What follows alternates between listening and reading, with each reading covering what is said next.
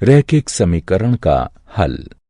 हम जानते हैं कि एक चर वाले रैखिक समीकरण का एक अद्वितीय हल होता है, लेकिन दो चरों वाले रैखिक समीकरण के कितने हल होते हैं?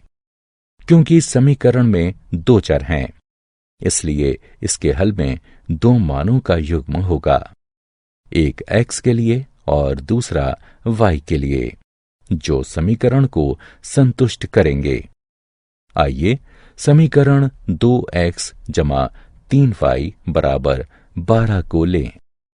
यहाँ x बराबर 3 और y बराबर 2 हल है, क्योंकि जब आप उपरोक्त समीकरण में x बराबर 3 और y बराबर 2 रखते हैं तो आप उत्तर में 12 प्राप्त करते हैं। इस हल को 3, 2 के रूप में भी लिख सकते हैं, क्योंकि यहाँ x का मान 3 है और y का मान 2 है।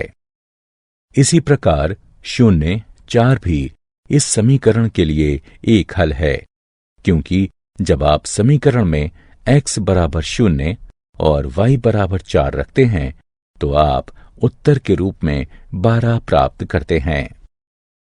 हमने इस समीकरण के लिए कम से कम 2 हल प्राप्त कर लिए हैं। क्या हम और हल प्राप्त कर सकते हैं? क्या 6 शून्य भी इसी समीकरण का हल है?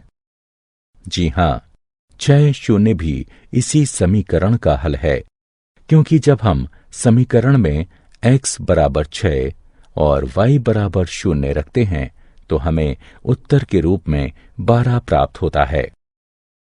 इसी प्रकार इस एक समीकरण के लिए अन्य कई हल प्राप्त किए जा सकते हैं और दो चरों वाले रैखिक समीकरण के विभिन्न हलों का कोई अंत नहीं है।